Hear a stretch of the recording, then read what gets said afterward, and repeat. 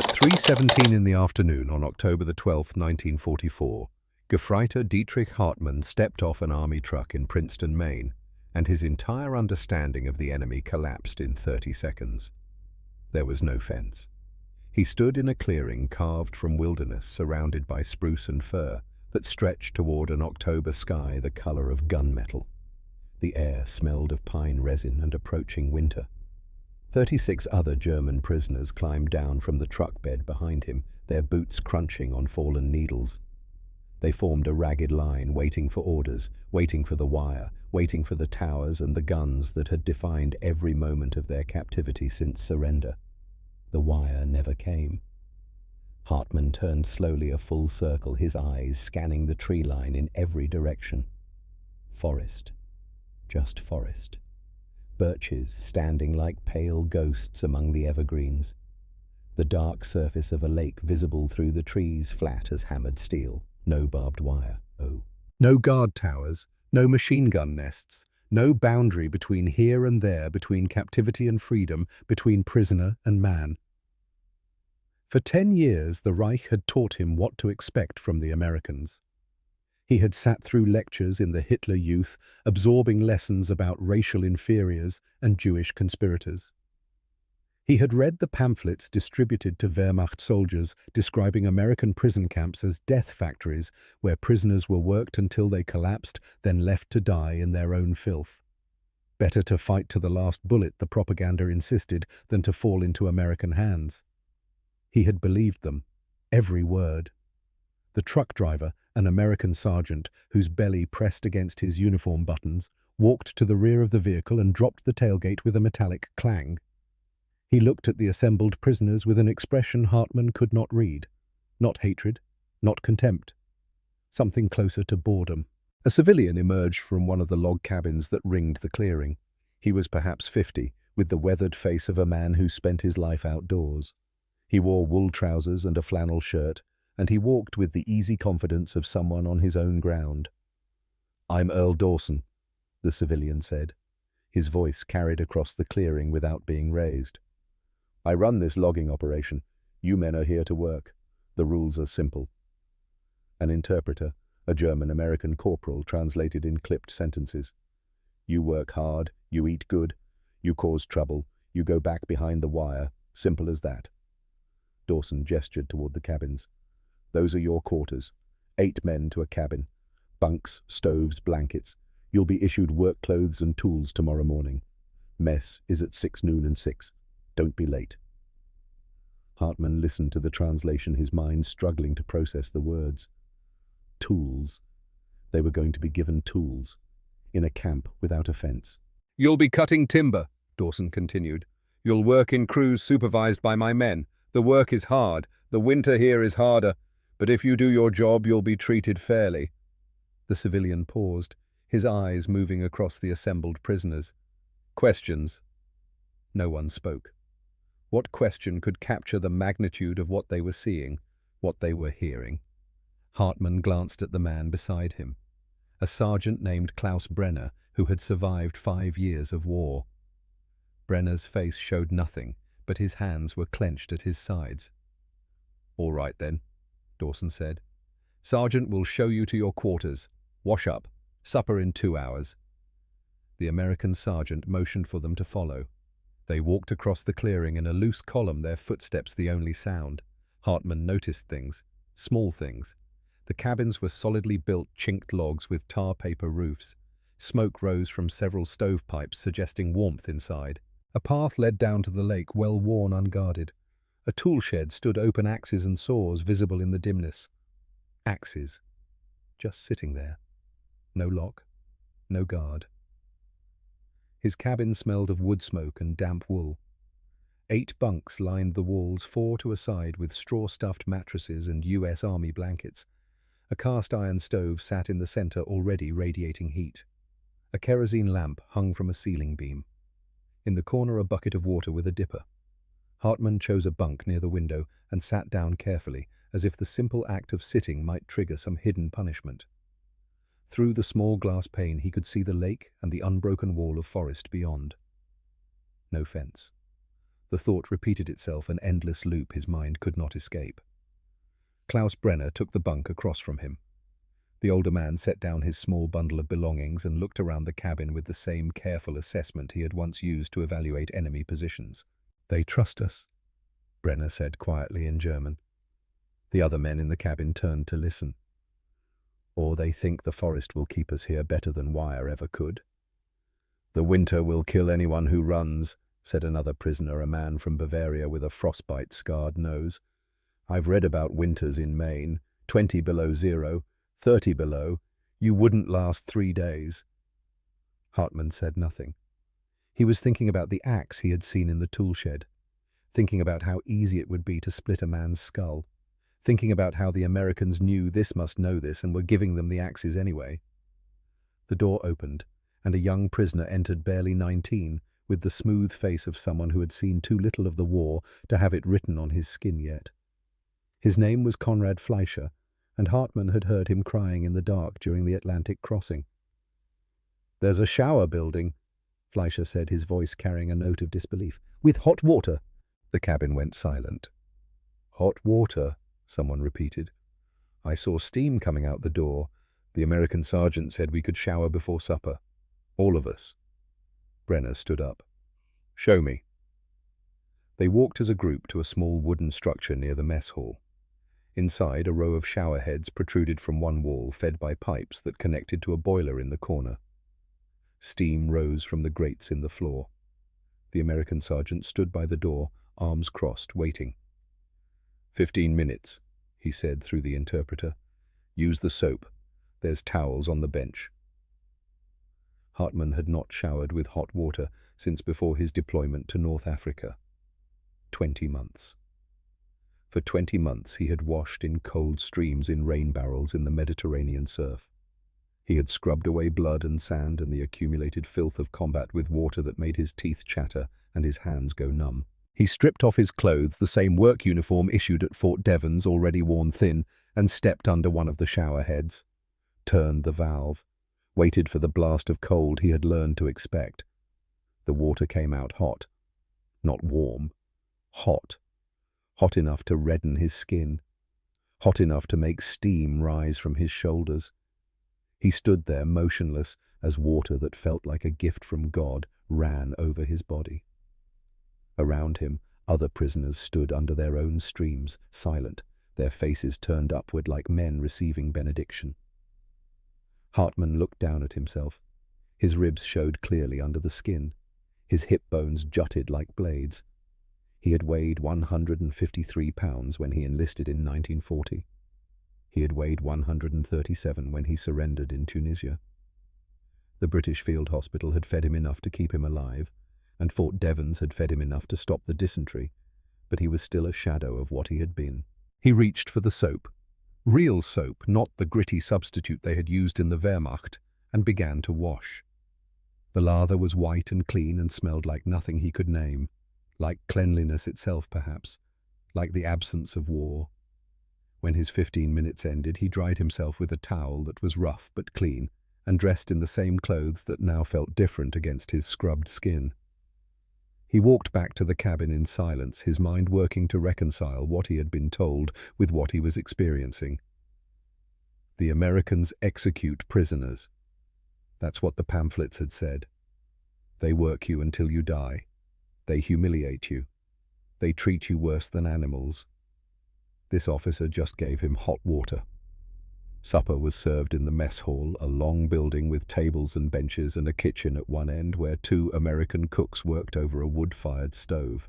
The prisoners filed in, found seats, waited with the caution of men who had learned that good things often preceded bad ones.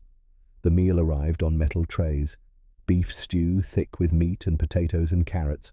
Slices of white bread with butter, real butter, not margarine. Coffee black and strong. An apple for each man. Hartman stared at his tray.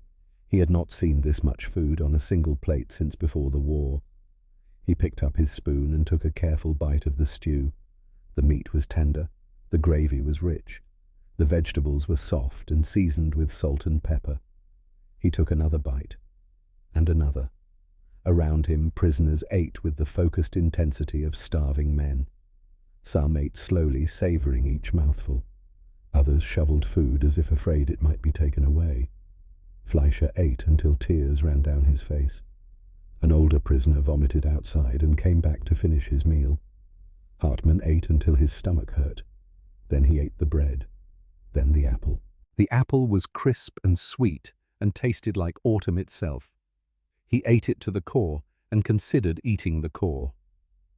Across the table, Klaus Brenner ate with slow deliberation, chewing each bite thoroughly, his face expressionless. When he finished, he set down his spoon and looked at Hartmann. "They feed their prisoners better than we fed our soldiers," Brenner said quietly. It was true. Hartmann knew it was true.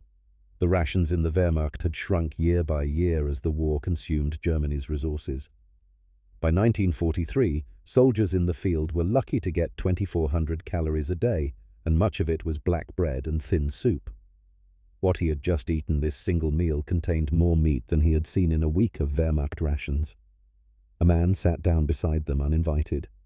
He was perhaps 28, with the hard eyes and rigid posture of someone who had internalized military discipline until it became his skeleton. His name was Otto Richter, and the other prisoners whispered that he had been SS before his capture. "Don't be fooled," Richter said in German, his voice low enough that the American guards would not hear. "This is how they break you.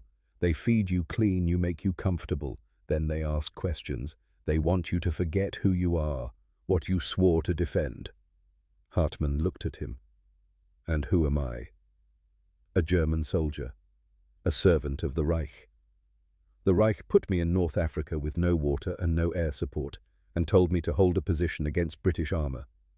The Reich left me to die in the desert. These Americans gave me hot water and beef stew." Richter's face hardened. "Careful, Hartmann. That kind of talk is treason. The war is over for us. We are prisoners. What are they going to do, court-martial me? The war is not over. Germany will rise again. And when it does, men will remember who stayed loyal and who became a traitor for a bowl of American stew." Brenner spoke without looking at Richter. "Leave him alone, Otto. Let the boy eat in peace." Richter stood his chair, scraping against the floor.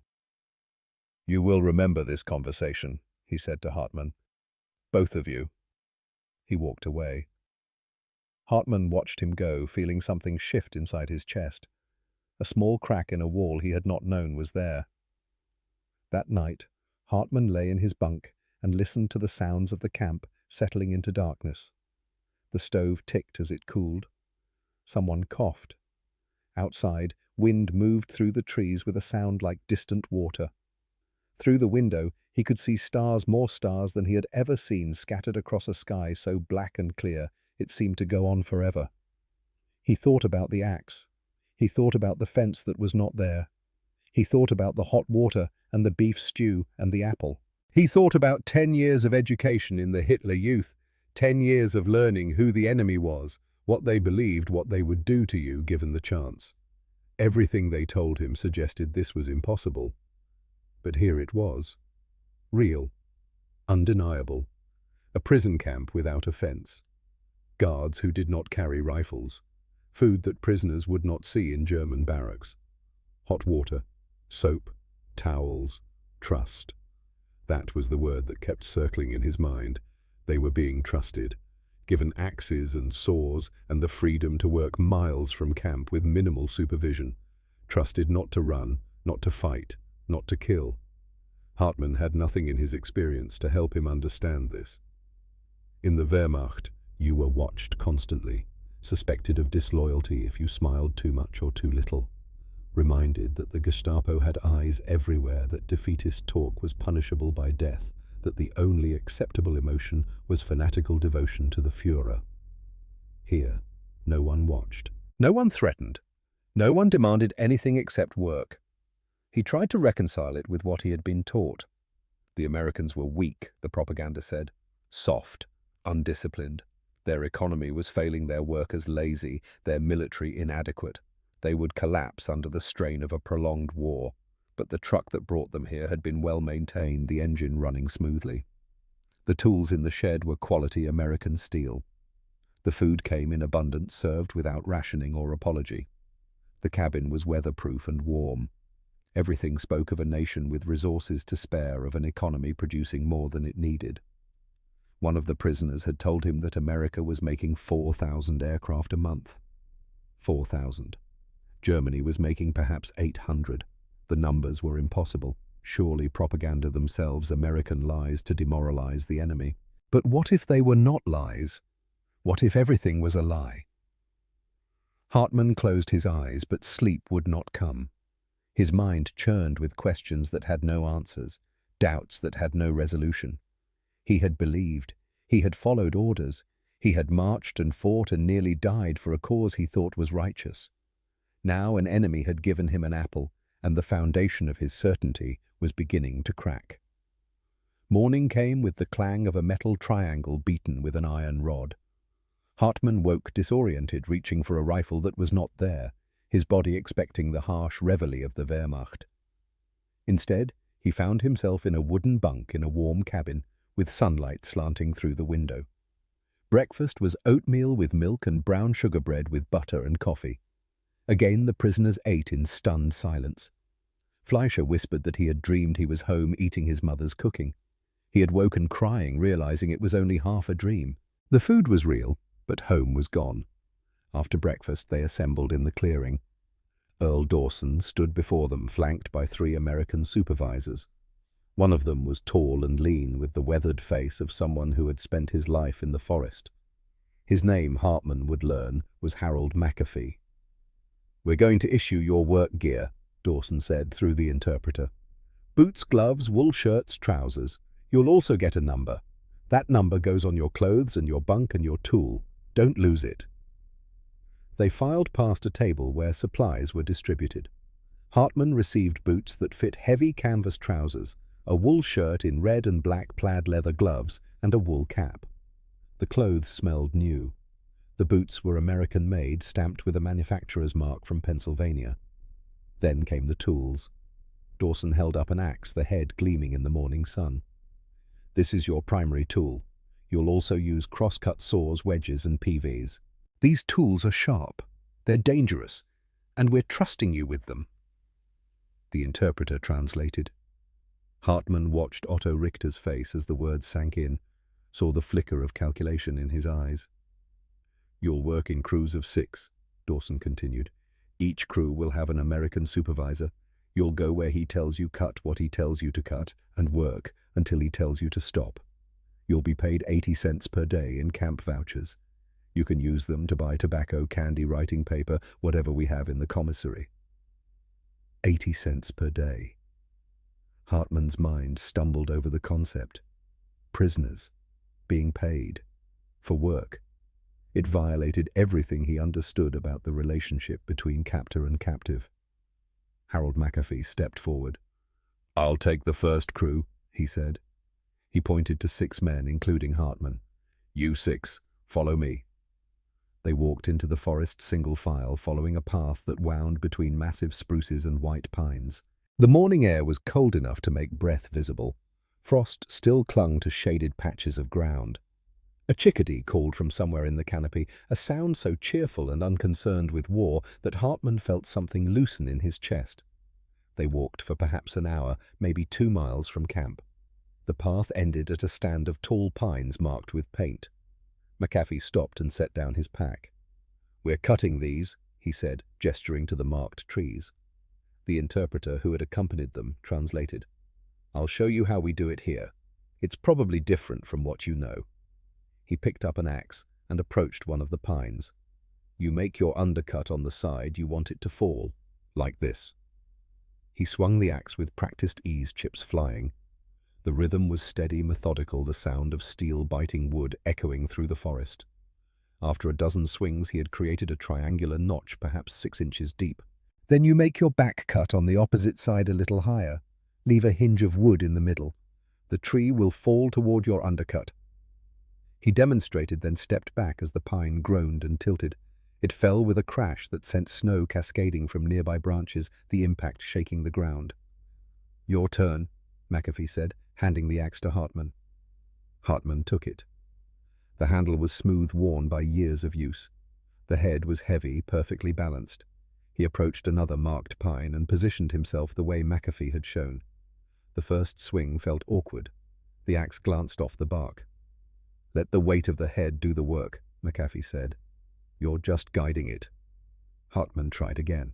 This time the blade bit deep and he felt the satisfying shock of impact travel up his arms. He swung again and again. Wood chips flew. The notch grew deeper. "That's it," McAfee said. "Keep that rhythm." For the next hour, Hartman cut wood. His shoulders burned. His hands, soft from months of captivity, began to blister inside the gloves. But the work felt clean, honest. He was making something happen with his own strength, his own skill. No orders barked in his ear. No officer watching for signs of weakness or disloyalty. Just the axe and the tree and the satisfaction of competence. At midday, McAfee called a halt. They gathered around a small fire he built, warming their hands. McAfee unpacked his lunch from a canvas bag, sandwiches wrapped in wax paper, a thermos of coffee, an apple. The prisoners had their own rations distributed that morning: bread, cheese, hard-boiled eggs, and an apple. They ate in silence, too tired to talk, muscles trembling from unaccustomed labor. Hartman bit into his apple and watched McAfee across the fire. The American was perhaps 40, with crow's feet at the corners of his eyes and hands that bore a lifetime of scars from axes and saws. He chewed his sandwich slowly, his gaze on the forest around them, relaxed and unconcerned. He was alone with 6 German prisoners, 6 men who had fought for the Reich, 6 men who could kill him if they chose. He had not brought a rifle. He had not even brought a knife that Hartman could see. McAfee noticed Hartman watching him. He reached into his bag and pulled out a second apple, looked at it, looked at Hartman. Then he tossed it across the fire. Hartman caught it reflexively, stared at it. The apple was red and perfect, with a few drops of dew still clinging to the skin. It fit perfectly in his palm. "You look like you could use it," McAfee said. The interpreter translated through the gesture needed no words. Hartman looked up at the American. Their eyes met. In that moment, something shifted. Some wall inside Hartman's chest developed a crack, and through that crack, something unexpected began to flow. "Danke," he said quietly. "I mean, thank you." McAfee nodded. "Don't mention it, son." They went back to work. The afternoon passed in a blur of swinging axes and falling trees. By the time McAfee called the end of the workday, Hartman's hands were bleeding inside his gloves, and every muscle in his body screamed. They walked back to camp in the fading light, following the path through a forest that was growing familiar. That night after supper, Hartman sat on his bunk and looked at the apple McAfee had given him. He had not eaten it. He had carried it back to camp, careful not to bruise it, and now it sat on the rough wooden shelf beside his bunk. Klaus Brenner watched him from across the cabin. "Why don't you eat it?" "I don't know," Hartman said honestly. "It's just an apple." "No," Hartman said. "It's not." It was a gift, an act of kindness, a gesture of trust from an enemy who had every reason to hate him. It was proof that what he had been taught for 10 years might be wrong. He set it carefully on the shelf beside his bunk, unable to eat it yet. It was too important, too symbolic. Tomorrow, perhaps, or the day after. For now, it simply sat there, a small red sphere that contained a universe of questions he was only beginning to ask. The 3rd week of October brought the first hard frost. Hartman woke to find the inside of the cabin window covered in ice crystals that caught the dawn light like scattered diamonds. Outside, the world had transformed overnight. Every blade of grass stood rigid and white. The lake surface steamed where warmer water met air cold enough to burn the lungs. He dressed quickly, pulling on the wool shirt and canvas trousers that now carried the smell of pine sap and sweat. His hands had hardened the blisters, becoming calluses, his grip on the axe handle now confident and sure.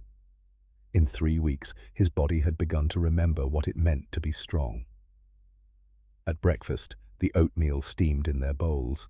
Hartman ate slowly, savoring the warmth, the sweetness of brown sugar dissolving into cream. Across the table, Conrad Fleischer was writing a letter home, his pencil moving carefully across the thin paper provided by the camp commissary. "What are you telling them?" Hartmann asked. Fleischer looked up, his young face uncertain. "The truth. That we work hard but eat well. That the Americans treat us fairly. That I am healthier now than when I was a soldier. Your family will not believe you. I know. My mother will think I am writing under duress, that someone is forcing me to say these things." He went back to his letter. "But it is still the truth." The work that day took them deeper into the forest to a stand of old-growth pine that had been marked for harvest. Harold McAfee led the crew with his usual quiet competence, pointing out which trees to take, which to leave for seed. The work had developed a rhythm. The bite of the axe, the rasp of the saw, the warning shout as a tree began its fall, the ground-shaking crash of impact. Hartmann found himself working alongside a prisoner named Georg, a former corporal from Hamburg who rarely spoke but worked with mechanical efficiency. They were using a two-man crosscut, saw its 6-foot blade moving back and forth through a pine trunk 3 feet in diameter. "Push, don't pull," McAfee had taught them. "Let your partner do the pulling. You just push. If you both pull, you'll bind the blade." It was a lesson in cooperation, in trusting the man on the other end of the saw to do his part while you did yours.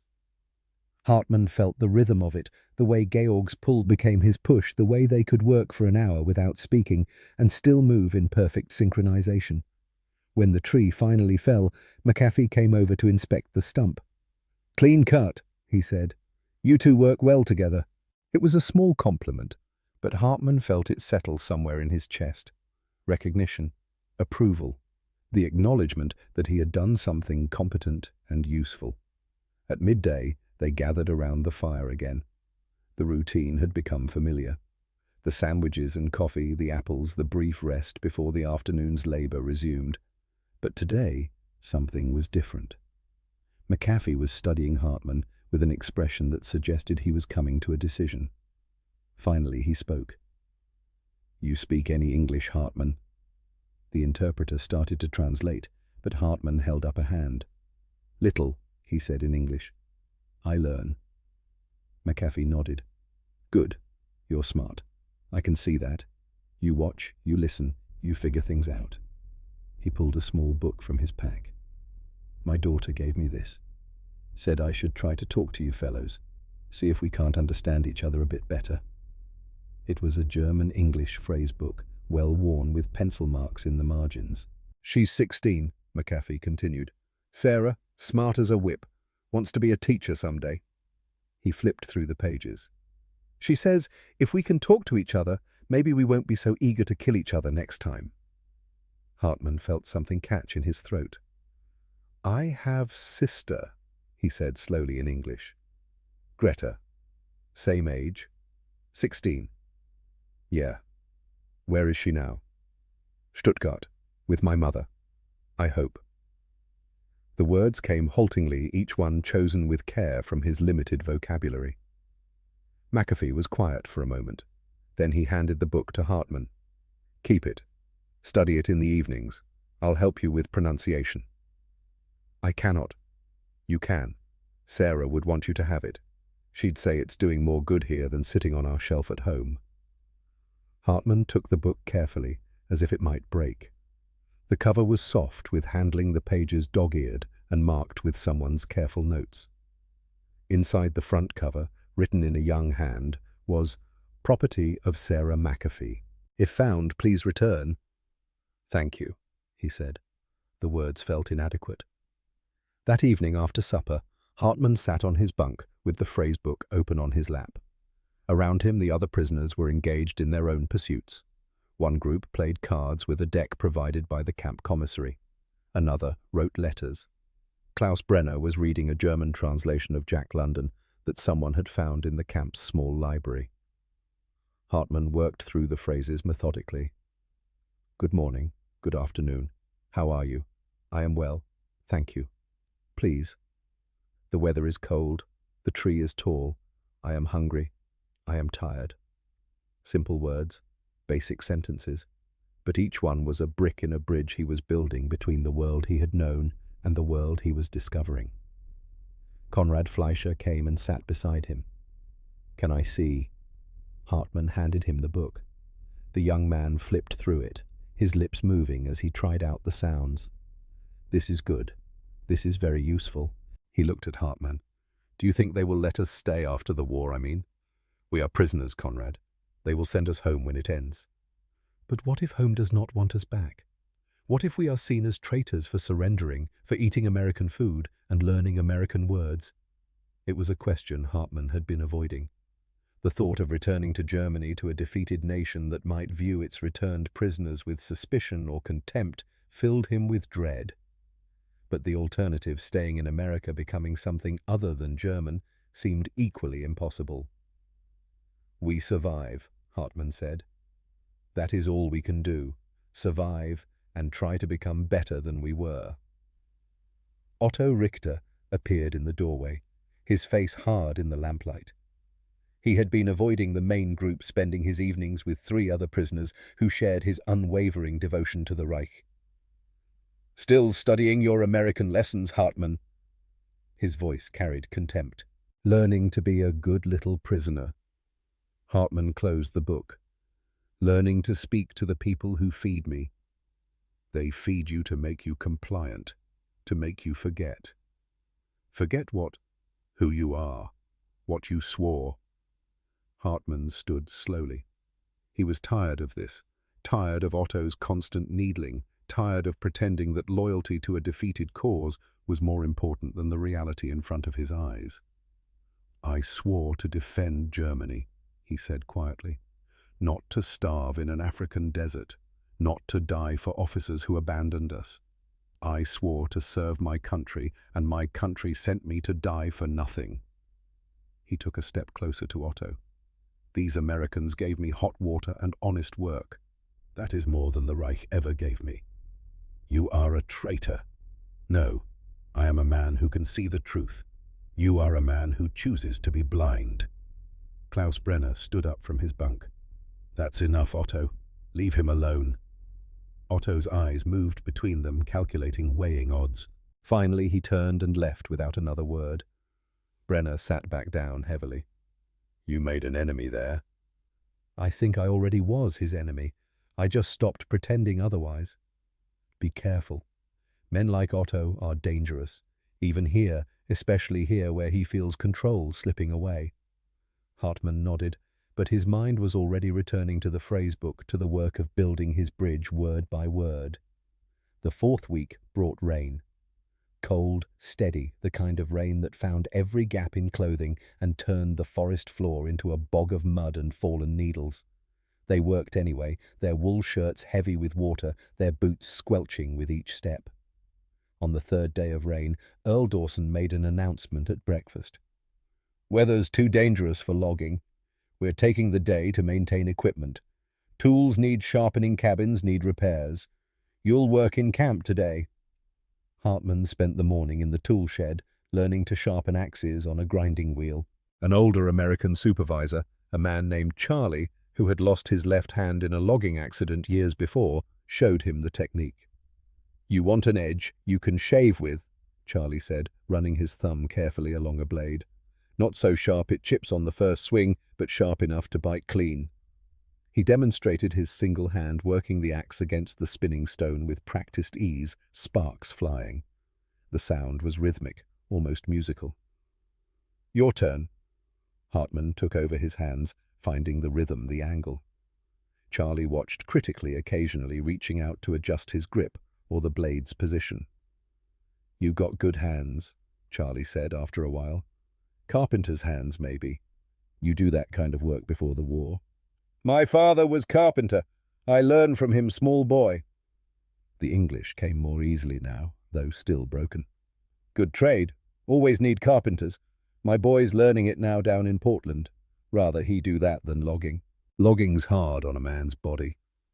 Hartman glanced at Charlie's missing hand. The older man caught the look and smiled. "Yep, that's how I lost it. Tree barber chaired on me back in 36. Split up the middle, kicked back. I was lucky it was just the hand." You still work? After this? What else am I going to do? Sit home and feel sorry for myself? Work is work. A man needs work to feel like a man. It was a philosophy Hartmann understood. In the Wehrmacht, soldiers who could not fight were discarded.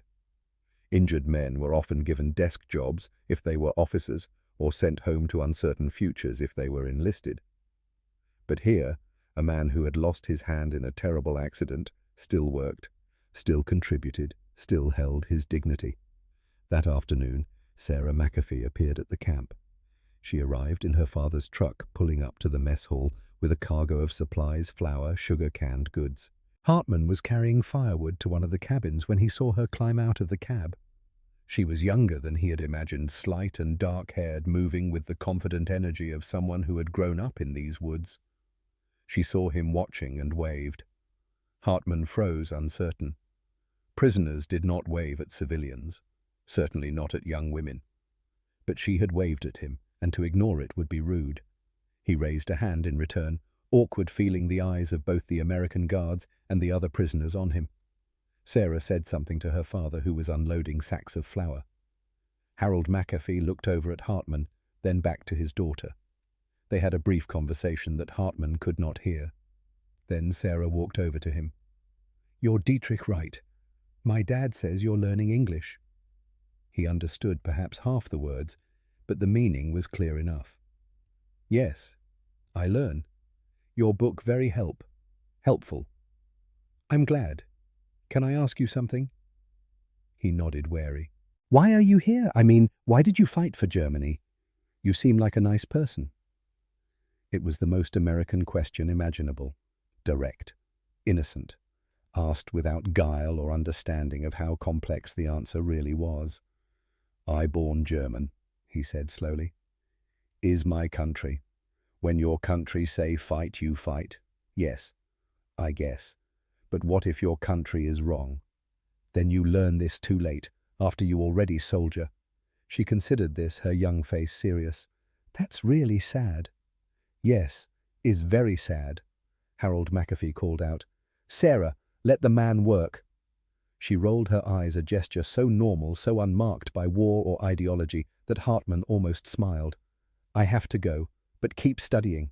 Maybe when the war is over you can stay here. Maine needs good people." She ran back to the truck before he could respond. Hartmann stood holding his armload of firewood, watching her go, his mind turning over her words. Maine needs good people, as if he could be good. As if where he came from and what he had done could be set aside for something as simple as being useful. November arrived with the first serious snow. 8 inches fell overnight, transforming the camp into something from a German fairy tale. The prisoners woke to find the world muffled and white, every edge softened, every sound dampened. At breakfast, Earl Dawson made an announcement that sent a ripple of disbelief through the assembled prisoners. "Snow's too deep for safe logging. We're taking the day off. Stay in camp, keep warm, rest up. We'll start again when the snow settles." The interpreter translated. The prisoners looked at each other, waiting for the other shoe to drop. A day off. Because the weather was bad. Not punishment, not forced labor clearing snow, just rest. In the Wehrmacht, idle soldiers were put to meaningless tasks, digging holes to fill them in again, marching back and forth, cleaning weapons that were already clean. Idleness was seen as the enemy of discipline, a slackness that had to be beaten out of men. But Dawson was telling them to rest. Hartmann spent the morning watching the snow fall through the cabin window. The flakes were large and soft, drifting down in that lazy way that suggested the storm would last all day. Klaus Brenner sat at the table writing a letter to his wife in careful, precise German. "What are you telling her?" Hartmann asked. Brenner looked up. "That we are being treated well, that the work is hard but fair, that the Americans do not abuse us." He set down his pen. "She will not believe it. She will think I am being coerced." "Are you?" "No. That is what makes it strange. Every word is true, and yet I can hardly believe it myself."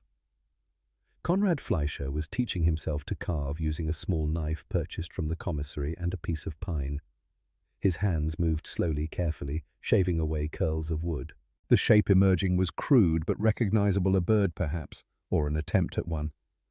"My grandfather carved," he said to no one in particular. "He made toys for children in Hamburg, little horses, soldiers, dogs. I watched him when I was small. I always wanted to learn." "Why did you not?" Brenner asked. "There was always something else. School, then Hitler Youth, then the war. Always something more important than sitting quietly and making things." Hartmann understood. His own father had tried to teach him the carpenter's trade, but the Reich had other plans. Youth belonged to the state, and the state needed soldiers, not craftsmen.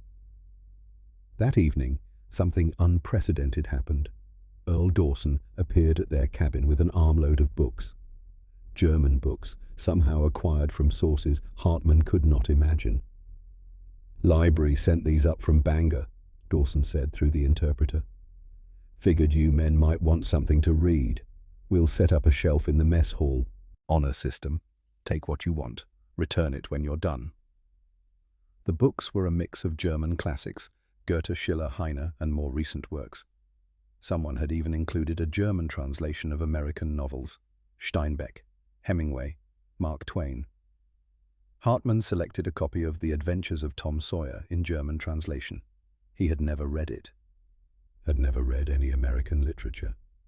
It had been dismissed in school as inferior, decadent, the product of a mongrel culture. He opened it that night and began to read. Within 3 pages, he was absorbed. The story of a boy growing up along the Mississippi River, getting into trouble, having adventures. It was so far from his own experience, and yet somehow universal. Tom Sawyer worried about school and girls, and the adult world he did not yet understand. His concerns were human concerns, unmarked by ideology or nationalism. "Is it good?" Klaus asked from his bunk. "Yes, very good." "What is it about? A boy, an American boy?" "He is. I do not know the word. He makes trouble, but his heart is good."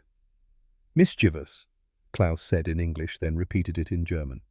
"That is the word you want." The next day, the snow had stopped, but the world remained white. The logging crews went back to work, breaking trail through snow that reached their knees. The work was even harder now, the cold biting through their wool clothes, their breath freezing in their beards. But something had shifted.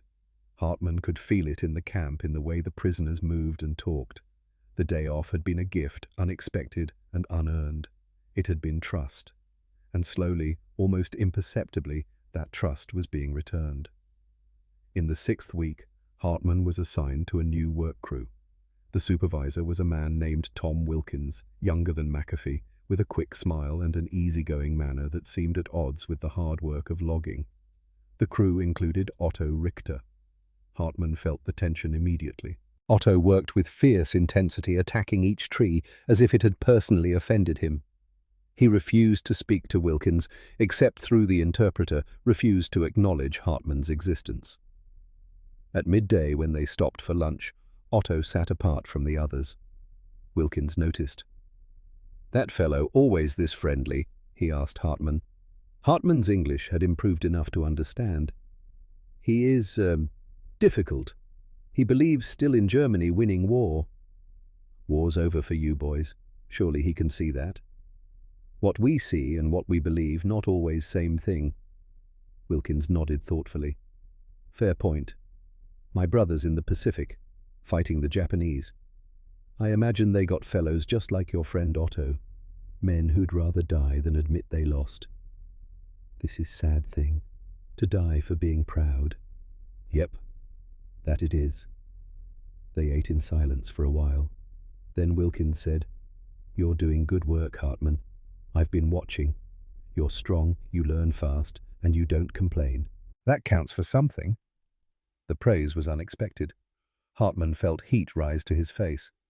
"Thank you." "No, I mean it. When this war ends, if you want to stay in America, I'll vouch for you.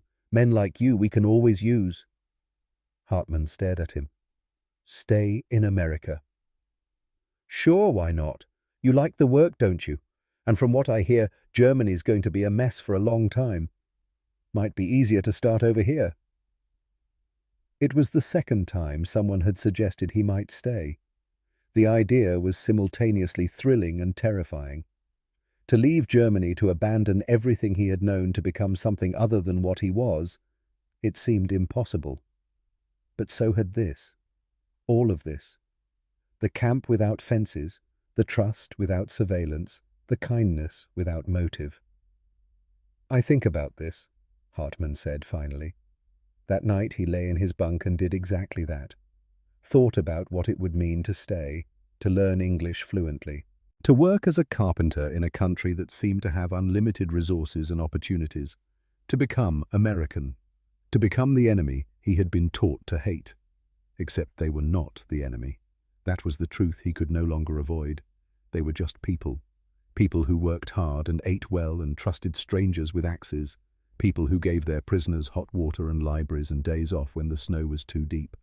People who saw a German soldier and offered him a future. The apple McAfee had given him weeks ago had long since been eaten. But Hartman kept the core dried and shriveled on the shelf beside his bunk. A reminder, a talisman, a symbol of the moment when everything he believed began to change. Outside November, wind howled through the spruce trees. Inside the cabin was warm, the stove glowing red. His bunkmates slept there breathing steady and deep. For the first time in years, Hartman felt something approaching peace. Tomorrow he would swing an axe. He would cut down trees. He would do honest work for honest pay in a place that trusted him to be more than what the war had made him. Tomorrow he would take another small step away from who he had been and toward who he might become.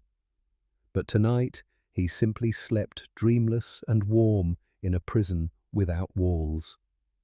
December came to Princeton with a cold that felt like a living thing. The thermometer outside the mess hall read 12 degrees Fahrenheit on the morning of the 1st, and that was before the wind. Hartman learned a new English phrase from Harold McAfee: wind chill, the combination of temperature and moving air that could freeze exposed skin in minutes. "You boys from North Africa," McAfee said, shaking his head. "This must feel like another planet." It did.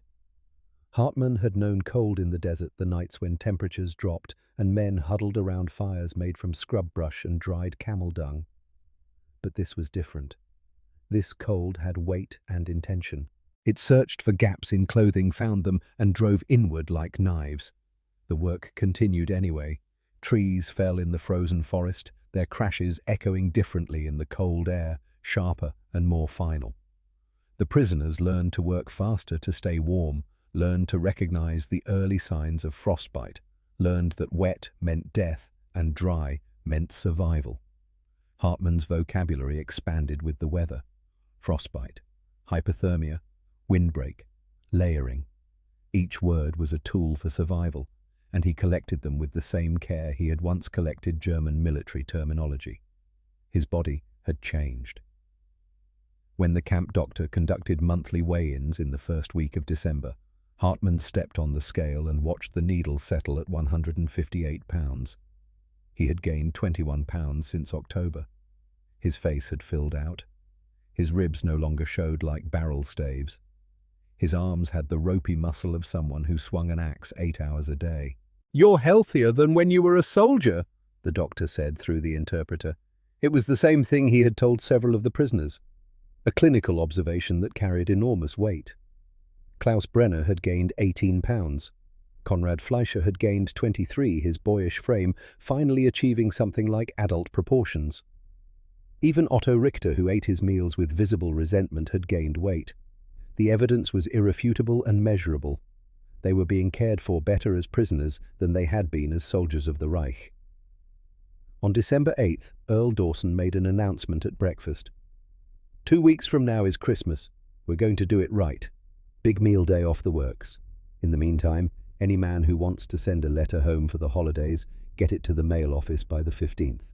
Red Cross will do their best to get it there. The prisoners had been allowed to write letters since their arrival, but this was different. This was official acknowledgement that they had families, that those families might want to hear from them during a season that carried meaning on both sides of the Atlantic. That evening, Hartman sat at the table in his cabin with a sheet of paper and a pencil. He had written twice before brief notes, assuring his mother he was alive and well. But this felt different. This required more than simple facts. He began to write in German, the words coming slowly, telling his mother about the cold, the work the Americans who treated them fairly. He told her about Harold and Sarah McAfee, about learning English, about becoming someone different. He did not know if she would believe him. He barely believed it himself. The work in the second week of December took them to a new section of forest, a stand of old-growth spruce that had been designated for harvest. The trees were enormous, 4 and 5 feet in diameter, their trunks rising straight and true for 100 feet before the first branches appeared. Lieutenant James Cooper appeared at the worksite that day. He had been a rare presence in the camp, appearing occasionally to file reports and ensure compliance with whatever regulations governed prisoner labor. But today he came to the forest. During the midday break, Cooper approached the fire where Hartman and 3 others were warming themselves. He stood for a moment without speaking, then sat down on a log opposite them. "You men speak English?" he asked. Hartman nodded. "Little. I learn." Cooper stared into the fire. "I was at Normandy, Omaha Beach, June 6th. The interpreter started to translate, but Cooper waved him off. "Let him try to understand." Hartman understood. Omaha Beach was a name that meant something even to German soldiers. The invasion. The beginning of the end. "My brother was with me," Cooper continued. His voice was flat, factual, as if he were reading from a report. "Tom Cooper, 24 years old. He taught history at a high school in Massachusetts. He loved teaching. He was good at it. He made his students think, really think about why things happened the way they did." Cooper pulled out a cigarette lit. It drew smoke deep into his lungs. "We hit the beach at 06:30. Machine gun fire from the cliffs. Artillery. Mortars. It was hell. Worse than hell, because at least hell is supposed to make some kind of sense." He exhaled slowly. "Tom made it about 50 yards. A machine gun got him. German machine gun. MG-42. I saw him go down. I couldn't get to him. The tide came in and took him back out to sea. We never found his body." Hartman felt something cold settle in his stomach that had nothing to do with the weather. "I hated you," Cooper said, looking directly at Hartman. "All of you. Every German who ever put on a uniform. I wanted you to suffer the way Tom suffered, the way I suffered watching him die." He took another drag on his cigarette. "But then I got sent here, and I watched you work, watched you eat, watched you learn English from phrase books and send letters home to your mothers. And you know what I realized?" Hartman shook his head slowly. "You're just like Tom. You probably taught something or built something or had some normal job before the war turned you into a soldier. And you probably didn't want to be on that beach any more than Tom wanted to be there. But there you were doing what your country told you to do, same as him." Cooper stood up, dropped his cigarette into the snow where it hissed and died. "I'm not saying I forgive you. I'm not even sure that makes sense. But I'm trying to understand that the man who killed my brother might have been someone just like you, just following orders, just doing his duty, just trying to survive." He looked at Hartman for a long moment. "War makes murderers of good men. That's what I learned. The real enemy isn't you. It's the war itself." He walked away before Hartman could respond, leaving the prisoners sitting in silence around the fire. That night, Hartman could not sleep. He lay in his bunk, staring at the ceiling, thinking about Lieutenant Cooper's brother, thinking about all the men he had killed or helped to kill in North Africa, thinking about whether any of them had brothers who stood at their graves and tried to make sense of senseless death. Klaus Brenner's voice came from across the cabin, quiet in the darkness. "You are awake?" "Yes." "Cooper's story troubles you?" "It should trouble everyone. Yes, it should." Brenner was silent for a moment. "I had a son. Did I ever tell you that—" No. Friedrich. He would be 21 now. He died in Russia. Stalingrad. I received the letter in February 1943. Missing in action, presumed dead. Brenner's voice was steady, but Hartmann could hear the effort it took. The letter said he died heroically, that he gave his life for the fatherland. All the usual lies they tell to make it bearable. I am sorry. Why you did not kill him. The cold killed him, or hunger, or a Russian bullet, or maybe he just gave up like so many did. Lay down in the snow and never got up again. Brenner shifted in his bunk. But someone's son killed him. Some Russian boy who probably did not want to be there any more than Friedrich wanted to be there. And now both of them are dead, and the world has 2 fewer sons. What do we do with this? Hartmann asked. How do we live with knowing what we have done? We live by being better than we were. We live by learning from it. We live by making sure if we ever have the chance that we do not let it happen again. It was not an answer, but it was something. A path forward through the darkness. On December 15th, Earl Dawson did something unexpected. He wheeled a radio into the mess hall after supper, a large console model that must have come from his own home. BBC German service, he announced through the interpreter. Figured you men might want to hear news in your own language. It's important you know what's happening. The prisoners gathered around as Dawson tuned the dial. Static crackled, then a voice emerged speaking crisp, educated German. The news was grim. The Ardennes offensive, what the Allies were calling the Battle of the Bulge, was collapsing. German forces were in retreat. The Red Army had crossed into Poland. Berlin was being bombed daily. The prisoners listened in silence. Some faces showed grief. Others showed resignation. A few showed something that might have been relief. Otto Richter stood suddenly, his face twisted with rage. He crossed the room in 3 strides and struck the radio with his fist once, twice, trying to silence the voice that was telling truths he could not accept. "Lies!" he shouted in German. "British propaganda! All lies!" Earl Dawson stepped between Otto and the radio, his face calm but firm. "That's enough. Sit down or go back to your cabin." Otto turned on Hartmann instead. "You believe this? You believe we are losing?" Hartmann met his eyes steadily. "Yes, I believe it, because it is the truth." "How can you say that? How can you—" "Because I have eyes, Otto. Because I have spent 2 months watching American trucks and American tools and American food arrive without end. Because they have built 4,000 aircraft while we built 800. Because the evidence is everywhere if you choose to see it. Then you are a traitor." "No," Hartmann said quietly. "I am a man who finally sees clearly. You are a man who chooses blindness because the truth is too painful." Otto lunged. Klaus Brenner caught him, held him back with surprising strength. "Enough! This solves nothing!" Otto wrenched free and stalked out of the mess hall. 3 other prisoners followed him, the same 3 who had been his constant companions. Hartmann watched them go, feeling something settle in his chest. A line had been drawn. He was on one side, Otto was on the other, and he knew with sudden certainty what Otto would do next. December 24th arrived with clear skies and temperatures that had climbed all the way to 28 degrees. It felt almost warm after weeks of single digits and sub-zero nights. The camp had been decorated with pine boughs and red ribbons. Someone had fashioned a wreath for the mess hall door. The prisoners had been given the day off. They gathered in small groups, some writing letters, others playing cards, a few attempting to craft small gifts from scraps of wood. Conrad Fleischer had carved a series of small figures, a dog, a horse, a bird, and wrapped them in paper saved from Red Cross packages. At 3 in the afternoon, Red Cross packages were distributed.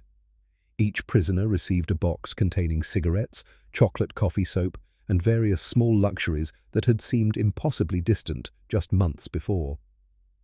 Hartmann opened his, carefully removing each item and examining it as if it were treasure. Supper was announced for 5 o'clock. When the prisoners filed into the mess hall, they stopped in amazement. The tables had been decorated with candles and more pine boughs. The smell of roasting meat filled the air, and at the center of each table sat platters of food that seemed to have come from another world entirely.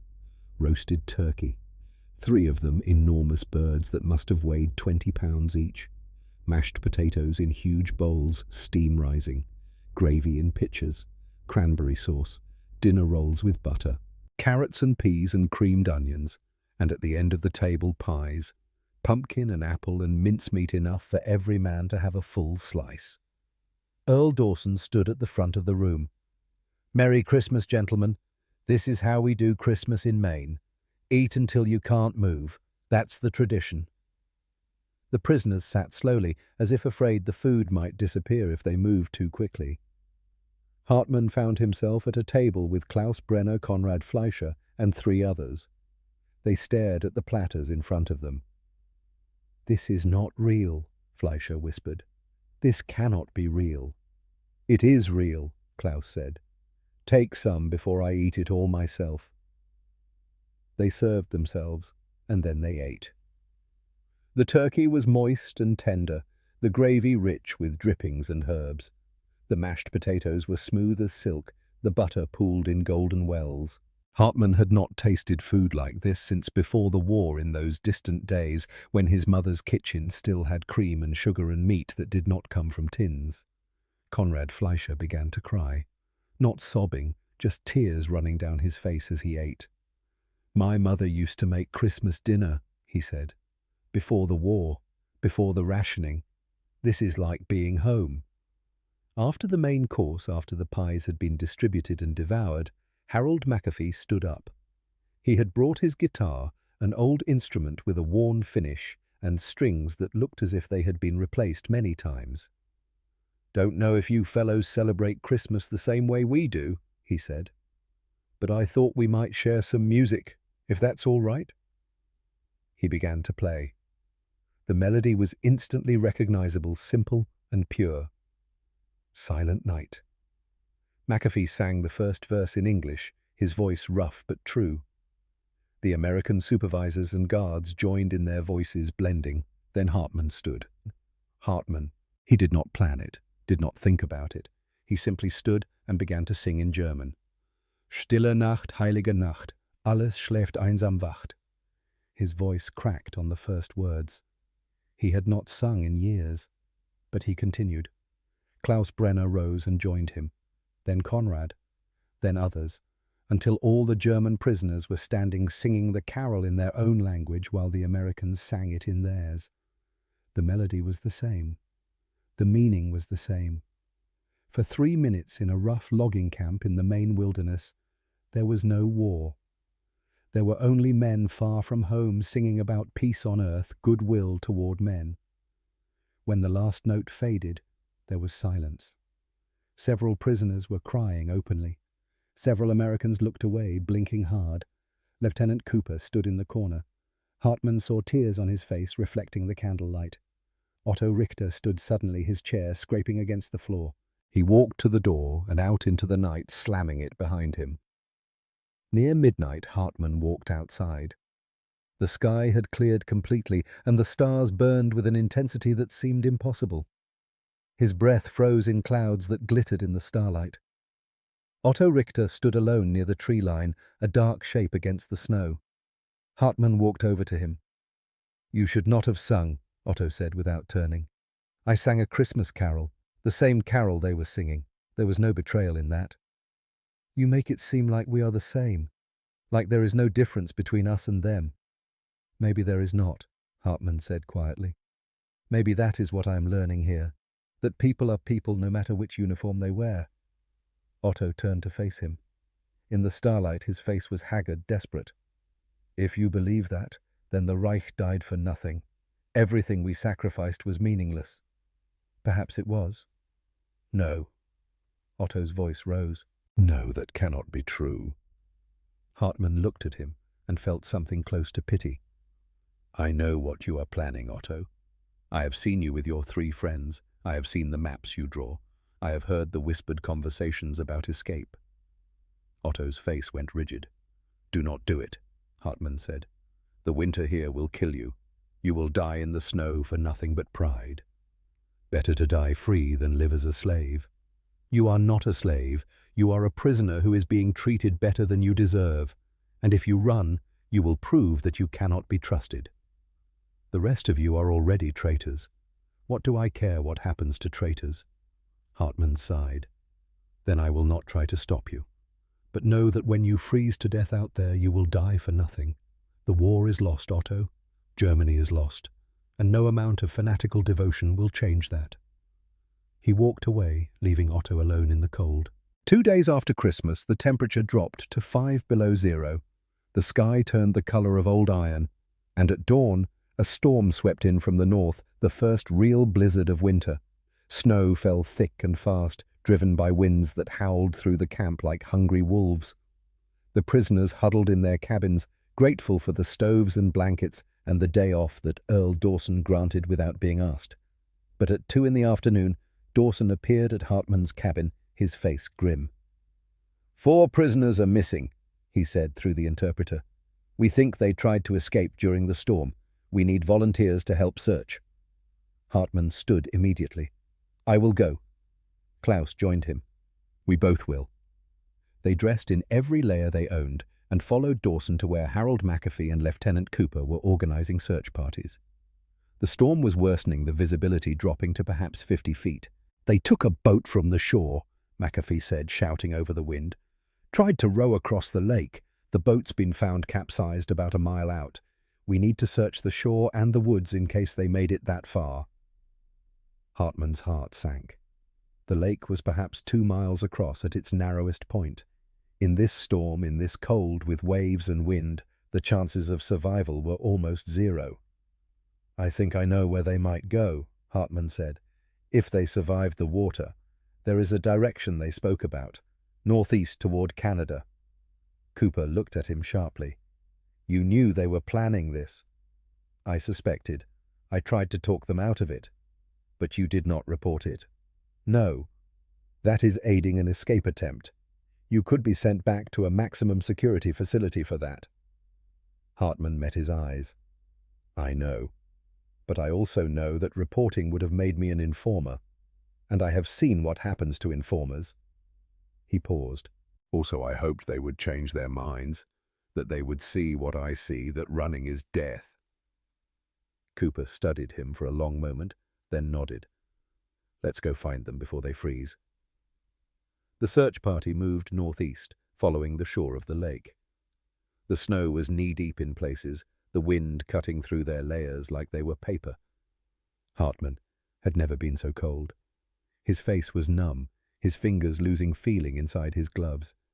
They found the first body half a mile from where the boat had capsized. He had crawled onto the shore and then collapsed, his clothes frozen solid ice crystals in his hair and beard. He had been dead for hours. The second body was another quarter-mile on, curled in the fetal position under a pine tree, as if sleep had simply claimed him. They found Otto Richter a mile inland, still alive, but barely. He was hypothermic delirious, his skin blue-white and waxy. One other prisoner was with him in only slightly better condition. We need to get them back now, Cooper said, or they will all die. They fashioned stretchers from pine branches and coats. The journey back took 3 hours, the storm fighting them every step. By the time they reached camp, Hartman could not feel his feet. His face was covered in ice from his frozen breath. The doctor worked on Otto and the other survivor for hours. The fourth man died during the night, his heart simply giving up after too much cold and too much strain. Otto survived, though he lost 3 toes to frostbite. The next morning, Hartman visited him in the camp's small infirmary. Otto lay on a cot, his face grey, his eyes haunted. You came for me, Otto said. His voice was barely a whisper. Yes. Why I called you a traitor. I planned to escape. You should have let me die. Hartman sat down on the edge of the cot. Because letting you die would have made me the monster you thought the Americans were. Because you are still a human being, even if you are a foolish one. Because that is what humans do, they save each other even when they disagree. Otto closed his eyes. A single tear ran down his cheek. I was wrong, he whispered. About everything. The propaganda, the Reich, All of it. I was wrong. I know. What do I do now? How do I live with knowing I believed lies? The same way I do, the same way we all do. One day at a time, one honest action at a time, until we become something better than what we were. Otto nodded slowly, then turned his face to the wall. Winter deepened after that. January brought temperatures that made December seem warm. The work continued, trees falling in the frozen forest, logs hauled through snow that sometimes reached their waists. Hartman's English improved until he could hold real conversations with Harold McAfee, discussing carpentry techniques and the differences between American and German tools. In February, a letter arrived from his mother. The envelope was worn, the stamps foreign, but the handwriting was unmistakably hers. "My dear Dietrich," she wrote, "your letter reached us on January the 3rd, a miracle in itself. Stuttgart is not the city you remember. The bombing has been terrible. But we are alive, Dietrich. We are alive. Greta works in a factory now. She is strong. She sends her love. Know that we wait for you. Know that we love you. Know that whatever you have become, you are still my son." Hartman read the letter 3 times, then folded it carefully and placed it inside Sarah McAfee's phrasebook. His mother and sister were alive. That was enough. That was everything. March brought the first hints of spring. The ice on the lake began to crack and groan. Snow melted in patches, revealing brown grass beneath. And with spring came news that everyone had been waiting for. On the morning of May 8th, Earl Dawson assembled all the prisoners in the mess hall. His face was grave. The radio was turned on. "Germany has surrendered," Dawson said. The interpreter translated, though most of the prisoners had already understood. "The war in Europe is over." The silence in the hall was absolute. No cheers, no celebration, just silence, heavy and complete. Then, one by one, the prisoners began to react. Some wept, some sat in stunned silence. Konrad Fleischer covered his face with his hands and sobbed like a child. Klaus Brenner stared at the floor, his jaw working but no sound coming out. Hartman felt nothing at first. Then slowly a wave of emotion rolled through him. Not grief exactly, not relief. Something more complex. Something that tasted like freedom and loss and uncertainty all mixed together. The war was over. Germany had lost. Everything he had been taught about German superiority, about the inevitable triumph of the Reich, all of it was ash. And he was still alive. Summer came to Princeton. The logging continued, though everyone knew it was temporary now. In late June, newsreels arrived showing the liberation of the concentration camps. Bergen-Belsen, Dachau, Buchenwald, mountains of corpses, living skeletons, children with hollow eyes. The images burned themselves into Hartman's brain. He had known in an abstract way that camps existed.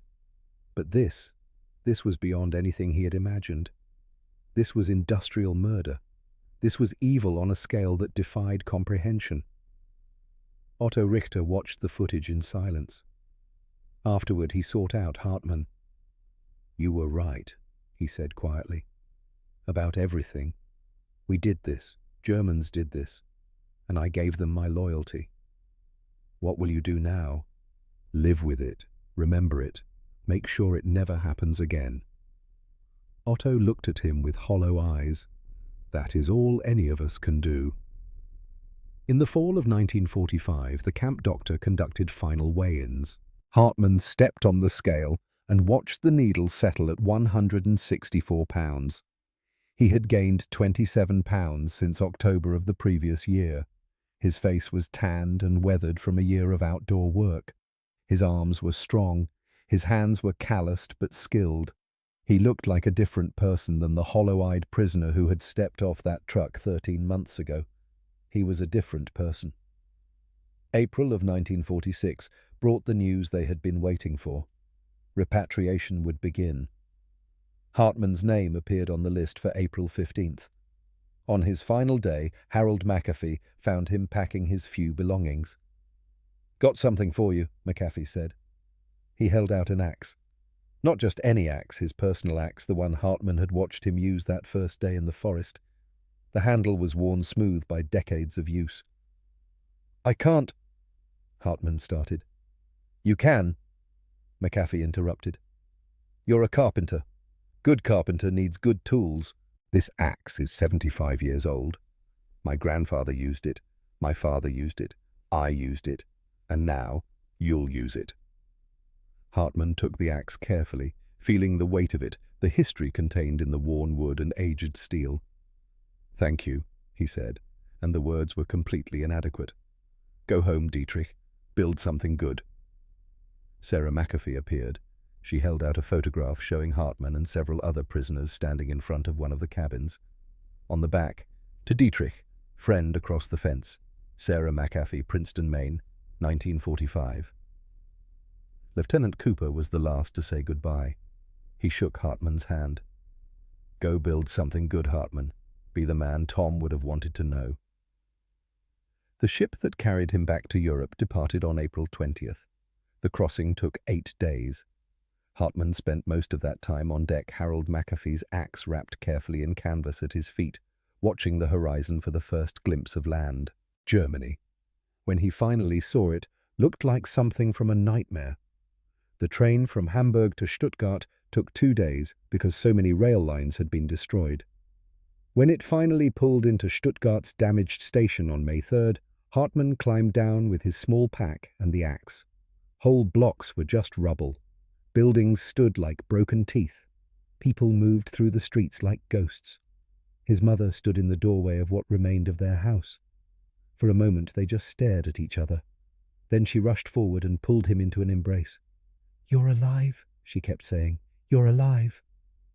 Greta appeared behind her, no longer 16 but 18, thin and work-hardened, but with the same bright eyes. That evening, Hartman showed them Harold McAfee's axe. He told them about the camp without fences, about the hot water and the food, about learning English, about the Christmas when enemies sang together. His mother listened in silence. When he finished, she said only, "They were kind to you." "Yes. Then you must be kind in return. You must build with this axe, not destroy." The next day, Hartman began to rebuild. The roof first, then the walls, then the floors. Within a month, his reputation spread. People came asking him to repair their homes, to build furniture, to teach them techniques. But Germany, in 1947, was divided and broken. Hartman could not stay. Every street corner reminded him of what had been, of what was lost, of the lies he had believed. In March of 1948, he told his mother and sister he was leaving. "Canada," he said. "They are accepting German immigrants." Earl Dawson wrote a letter of recommendation. Harold McAfee wrote another. Lieutenant Cooper wrote a third. His mother was quiet for a long time. Then she said, "Go. Build a new life. Know that I am proud of you." The ship left from Hamburg on April 8, 1948. Hartman stood at the rail with Harold McAfee's axe in his hands and watched Europe disappear behind him. He never returned. Canada gave him work. He married in 1954, had 2 children. In 1952, he earned his master carpenter's license. In 1963, he opened his own shop. He taught apprentices, trained young carpenters, passed on, not just the technical skills, but the philosophy he had learned in a logging camp in Maine, that good work was honest work, that trust was earned through competence and character, that strength did not require cruelty. Over the decades, Harold McAfee's axe built 47 houses. It trained 3 generations of apprentices. The handle was replaced twice, the head resharpened hundreds of times, but it was still recognizably the same tool. In 2015, at the age of 93, Hartman donated the axe to the Princeton Historical Society. He traveled back to Maine for the first time since 1946, accompanied by his daughter Anna. The Historical Society held a small ceremony. Harold McAfee had died in 1998, but his son James was there. Sarah McAfee was there now, a retired teacher in her 80s, still sharp-eyed and curious. Before Hartman spoke, The museum director read from a letter written by Klaus Brenner in 1991, 4 years before his death. One winter in America turned everything upside down. They did not hate us. They did not abuse us. They treated us like men who happened to be on the wrong side of a war. I have never forgotten that. It taught me that enemies are not always what we are told they are. The director looked up. Klaus Brenner died in Vancouver in 1997. But his words live on. And now Dietrich Hartmann, the last survivor of Princeton camp, will speak.